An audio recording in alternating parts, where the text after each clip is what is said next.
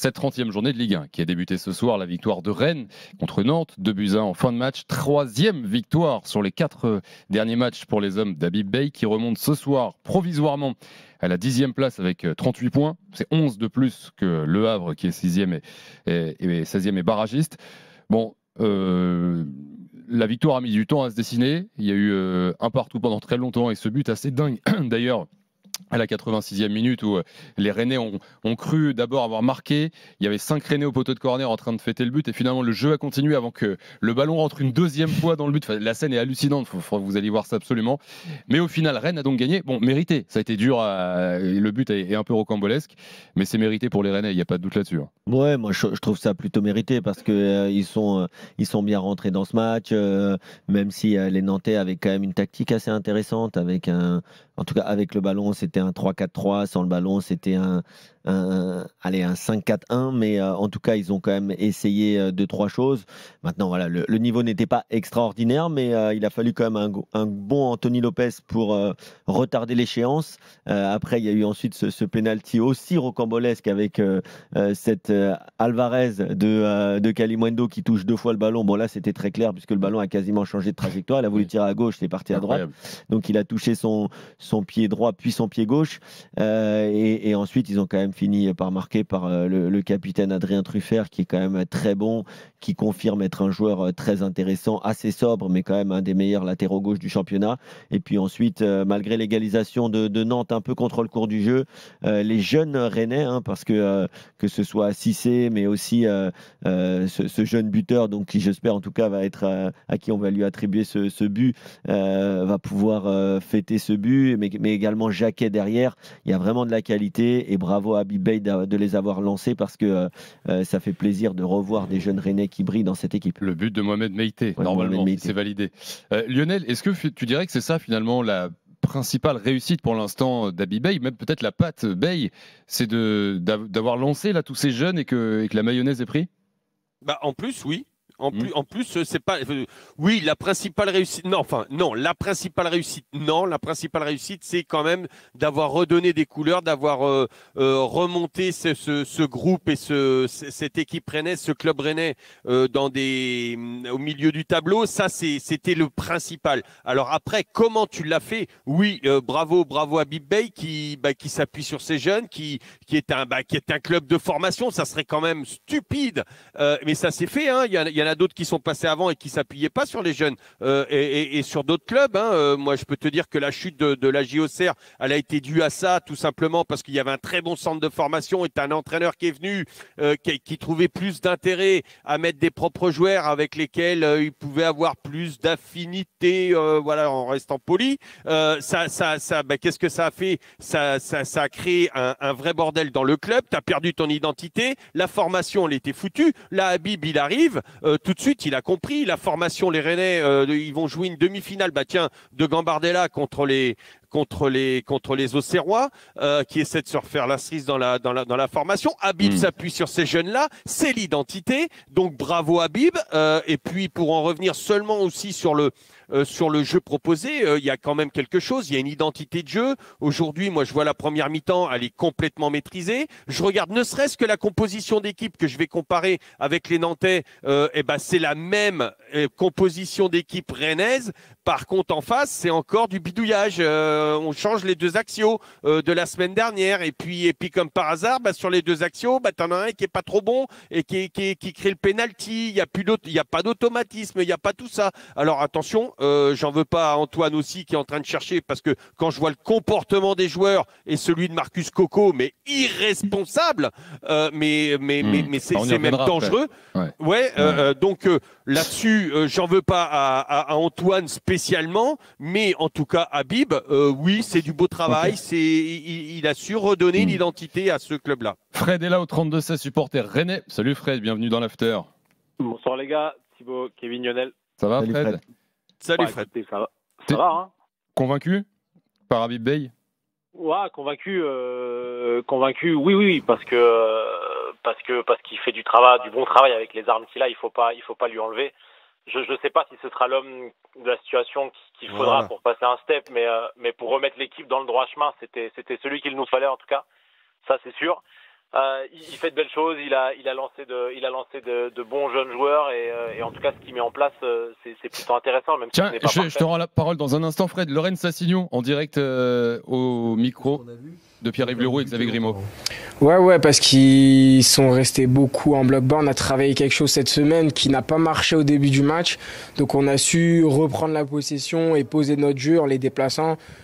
On sait que des fois ça peut être long, tout ça, mais c'est important de les faire courir et de les faire craquer mentalement à la fin et c'est ça qui paye.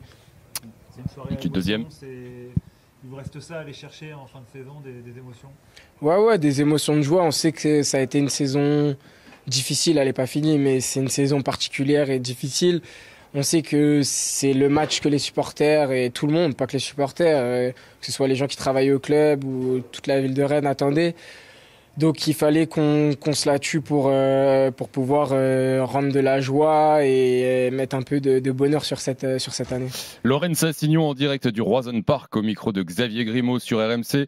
On est toujours avec Fred au 32-16. Justement, Fred, la question va être posée à Sillon. Qu'est-ce que t'attends toi encore de cette fin de saison? Parce que bon, les émotions, la saison est tellement pourrie. Est-ce que tu arrives encore à en avoir quand tu bats Nantes ce soir 2-1? Est-ce que tu arrives quand même à te satisfaire de ça? Ouais, je voulais en parler tout à l'heure parce que effectivement retrouver des émotions comme on a pu connaître avec les équipes qu'on a pu avoir ces dernières années, on est loin de tout ça évidemment. Il faut recontextualiser la chose. Évidemment que je vibre moins qu'avant, ça c'est une certitude. Mais voilà, moi ce que j'attends clairement, c'est déjà d'emmagasiner le plus de points possible, même s'il y a plus rien à jouer. Mais ne serait-ce que pour l'image du club, je pense que c'est important. Par contre, moi, ce qui me dérange plus, c'est dans le jeu, c'est cette inefficacité offensive. Enfin, je trouve que il y a un manque. Enfin, ça manque clairement de transition offensive. Il se passe pas grand-chose en première mi-temps. Il n'y a pas une seule frappe. Si on veut aller sur des stats. Je trouve que c'est trop léger. Ça tente beaucoup, ça dédouble beaucoup, mais ça finit pas beaucoup. Et ça, c'est un gros manque. On l'a vu en première mi-temps et même en deuxième, ça a été relativement poussif, même si Nantes a joué quasiment toute la deuxième mi-temps à 10 derrière. Mais voilà, je pense qu'il y a un gros travail à faire là-dessus. Alors, il fait avec les armes qu'il a, encore une fois, et même si voilà, je pense à Kalimundo, même si ces derniers temps il était plutôt efficace en mettant quelques buts intéressants. Voilà, je trouve que globalement quand même ça manque de en l'occurrence c'est trop latéral. Ouais, c'est trop latéral, je trouve. On essaie de tourner un petit peu comme à la méthode des handballeurs. On tourne latéralement, ça va d'un côté sur l'autre et on revient de l'autre pour revenir sur le premier côté. On va faire 3-4 fois. Alors oui, ça fait courir la défense, oui, il n'y a pas de souci. Mais à un moment donné, si tu fais ça, c'est pour faire courir le ballon d'un côté sur l'autre très vite pour créer une brèche et que le bloc en face se fissure. Il y a l'espace à un moment donné du ballon et là tu dois trouver cette verticalité et c'est ce qui manque actuellement, je pense, et ce qu'il faut, mais ça c'est le plus compliqué, la relation milieu attaquant dans les 20 derniers mètres avec cette gestion des courses et cette dernière passe. Ce soir c'est une belle soirée pour Rennes. J'aimerais quand même, alors je n'ai pas envie de tout gâcher, mais on se souvient aussi les gars que Rennes a mis énormément d'argent au mercato d'hiver en achetant des joueurs chers, en les payant très cher. On avait parlé des salaires il y a quelques semaines. Ce soir, l'illustration de ça, donc ça fonctionne, Rennes regagne des matchs, mais je voudrais qu'on parle de Seko Fofana, clairement. Parce que quand on parle aussi d'inefficacité offensive, évidemment, c'est pas lui le numéro 9, mais on se souvient qu'à Lens, il a été capable de mettre des buts, etc. Mais au-delà de ça, il en a mis un depuis qu'il... Ouais, il y a 3 ans, hein, il avait un jeu énergivore, Fofana. Non, mais il était dans un contexte. La pluie va prendre de l'âge. Pour moi, je pense à moi, je peux encore me tromper, mais plus il va prendre de l'âge, plus ça va être compliqué pour lui et plus ça sera compliqué pour ceux qui vont le recruter s'ils espèrent avoir le Seko Fofana du RC Lens. On est d'accord, pour l'instant, c'est une immense déception, Fred. Ah oui, c'est sûr. Enfin, moi, de toute façon, quand il est arrivé, j'étais assez sceptique. Pourquoi? Parce que même si le Seko Fofana du Racing Club de Lens, on avait tous des éloges autour de lui et c'était à juste titre, mais voilà, quand tu pars comme ça dans un championnat exotique et que tu reviens quelques temps après, pourquoi pas, mais on l'a vu tout de suite. De toute façon, il a plus le même impact qu'il avait quand il et le rythme. Et puis le rythme n'était plus le même. Non, c'est clair. Et aujourd'hui, voilà, pourtant, il est mieux qu'en début de saison, ça c'est une certitude, mais c'est trop insuffisant. Il est un petit peu trop lourd dans ses courses. Voilà, c'est plus le même joueur. Je pense qu'il reviendra plus à. Oui, attention quand même, hein, parce que maintenant, avec une bonne prépa, attention. Voilà, attention quand tu vois le niveau qu'a retrouvé un Tolisso, et objectivement, je pense que sans paraître trop sévère, on pensait qu'il allait avoir des difficultés à enchaîner les matchs, à retrouver un niveau au vu du nombre de blessures qu'il avait connu dans sa carrière. Ça a été un peu pareil pour Antoine Griezmann après sa période difficile au Barça.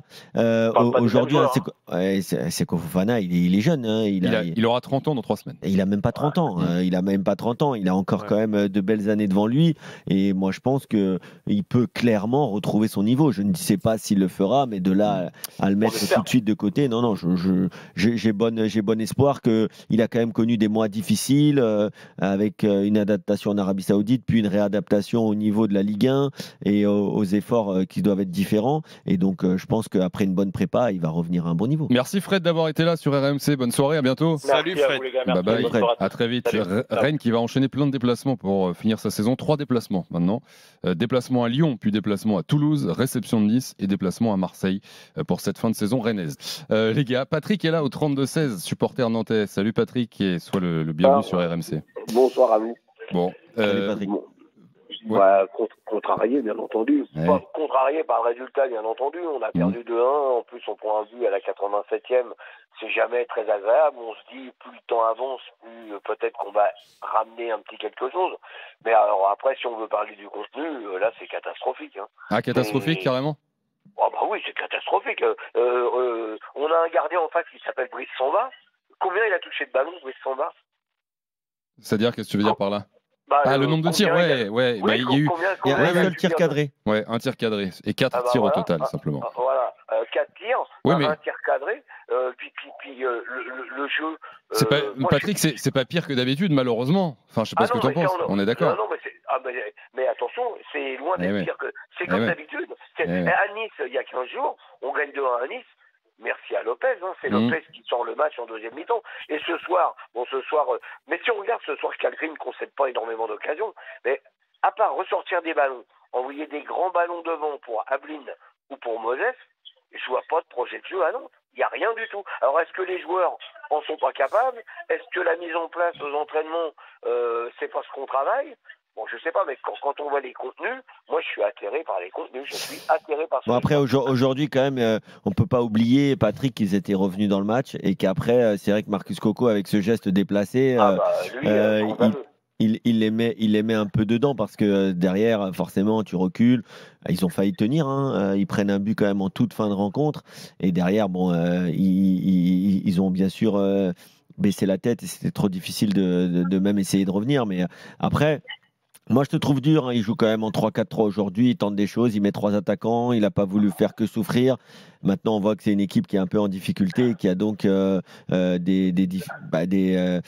problèmes à se créer des occasions et à être dangereux. Comme tu l'as dit, c'est vrai que Brice Samba, ce soir, il a passé une soirée beaucoup trop calme alors qu'il y avait 3 attaquants en face. Bah justement, donc il y a quand même de l'incohérence quelque part. Tu mets un système en place où tu es censé éventuellement te créer des occasions, mais on parlait de Coco expulsé, on est bien d'accord, c'est avoir un joueur expérimenté comme Coco, qui se comporte comme ça, qui met un coup de coude à un Rennes, c'est à Truffert je crois, qui met un coup de coude à Truffert, alors qu'il est dans une situation où il a juste à protéger son ballon, il est loin de son but, il n'y a pas de danger, mais c'est une faute professionnelle d'un joueur de foot ça, c'est une faute professionnelle. Et quand on dit il les met dans la difficulté. Moi, je suis d'accord, il les met dans la difficulté. Mais quand on regarde ce qu'on avait produit avant, à 11 ou à 10, moi, je crois pas qu'on était beaucoup plus quand on était à 11 qu'à 10. Hein. À part les 10 premières minutes, où effectivement, on a essayé de faire quelque chose, ça a été compliqué. Puis petit à petit, on a laissé Rennes s'installer. Mais bon, comme vous le disiez, c'est malheureusement la répétition. Tiens, Patrick, tous les semaines. Marcus Coco en direct du Roison Park au micro de Pierre-Yves et Xavier Grimaud. Pour ce geste. Après, voilà, je dirais que j'ai pas forcément d'explication puisque voilà, c'est pas professionnel de ma part. Après, voilà, j'espère qu'on va que le groupe va réussir à gagner le plus de matchs possible justement pour qu'on puisse se maintenir. La défaite est logique selon toi ce soir au vu de l'affiche de match? Non, je l'ai regardé dans le vestiaire, je pense qu'on aurait pu tenir. Après, voilà, sur un corner rapide de leur part, ils arrivent à marquer ce but, mais je pense qu'on aurait pu repartir avec mieux. Et je pense que le rouge est aussi pour beaucoup.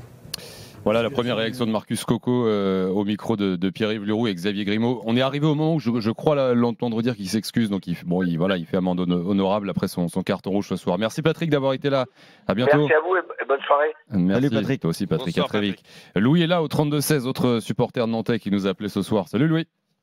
Ouais, salut After. Je vais essayer de dire Salut, quelque Louis. chose salut les gars, de différent. Je pense que le plan de jeu, il était clair. C'était de sauter le milieu, Le de venir contre. avec un 5-2-3, c'est-à-dire on joue sans milieu les gars, on y va. Sauf que quand tu fais ça et que je suis désolé, mais on parle beaucoup du coach, c'est vrai que c'est limité, mais les matchs, le match de Ablin et le match de Simon ce soir, ils sont catastrophiques.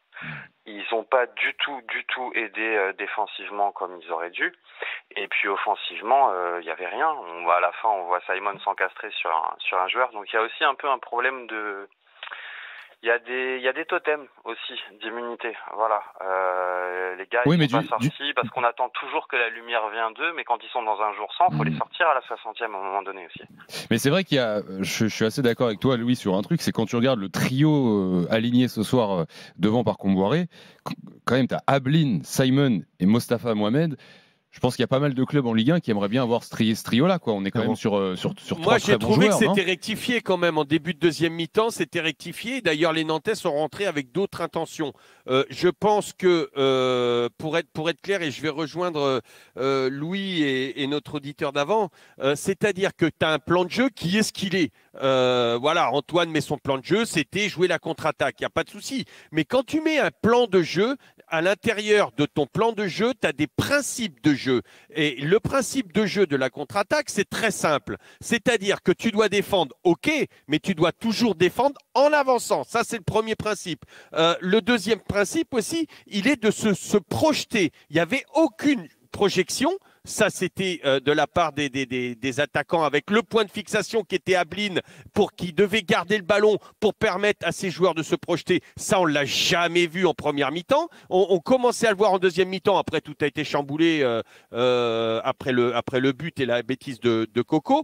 Un autre principe de jeu, c'est de jouer vers l'avant dans première intention. Tu as gagné la balle, tu joues vers l'avant. Qu'est-ce qu'ont fait les Nantais à l'image du pénalty qu'ils ont subi, qu'ils n'ont pas pris, ils ont joué vers l'arrière. Tu récupères la balle, tu n'as qu'une envie, c'est de te projeter. Tu as des attaquants qui se présentent, et puis tu as les milieux ou les arrières. Qu'est-ce qu'ils font? Ils jouent soit à la récupération, soit avec leur milieu qui rejoue derrière, qui redonne à l'arrière, qui redonne au gardien. Donc l'attaquant, il en a marre, il fait plus des appels. Ça, c'est la première des choses. Et la deuxième des choses, les attaquants en ont marre, ils font plus les appels, les arrières ne donnent plus les ballons aux attaquants. Donc tu as perdu tous tes principes de jeu. Et je pense qu'ils ont été recadrés. Tu vois, c'est quelque chose de minimaliste qui a été travaillé. Je sais que ça a été, je connais très bien Antoine. C'est minimaliste, c'est travaillé à l'entraînement. Ce n'est pas reproduit sur le terrain comme le comportement de Coco. C'est inadmissible. Inadmissible. Les gars,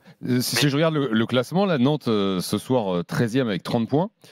Bon, Le Havre barragiste, 27 points. Alors Le Havre, c'est peut-être la chance on verra, hein, le match n'est pas joué, mais Le Havre joue à Paris demain, donc tu peux, côté Nantais, espérer que ça ne gagne pas. Mais c'est bizarre la saison des Nantais parce que tu as l'impression qu'ils sont maintenus, puis tu as l'impression qu'ils sont c'est encore bien, dedans. coup c'est pas bien. C'est ce que j'allais dire. T'as 3 points d'avance sur Le Havre. Il y a quand même, je sais qu'il y a Paris, mais il y a quand même 4 matchs sur les 5 derniers qui sont à domicile. Et ça joue, à part Paris, ça joue Angers, Montpellier, Auxerre, bon. Oui, est-ce que tu as le match contre Paris en retard mardi, là, effectivement. Normalement, ça doit passer. Mais là où Lionel, il a tout à fait raison, c'est que ils ont essayé de jouer latéralement, sauf que quand tu veux jouer latéralement à 2 milieux contre 5 milieux, c'est pas possible. Il y avait le pressing rennais, il était complètement étouffant, et comme il dit, si t'es venu pour balancer, il fallait balancer en fait. Surtout que Mohamed a fait un match correct pour le coup. Son but, il est magnifique, son geste technique devançant, il est magnifique, l'enchaînement. Donc c'est dommage, c'est raté. Merci Louis d'avoir été là en tout cas. Ouais, bonne soirée. Et toi aussi. Bon, salut Louis. À bientôt Louis, merci d'avoir été là. Ouais, ce sera mardi le match en retard, le match entre Aston Villa pour le Paris Saint-Germain contre Nantes. Ce sera donc mardi soir. Nantes qui ensuite recevra le TFC, puis recevra Angers. Donc il y aura quand même des matchs à bien négocier.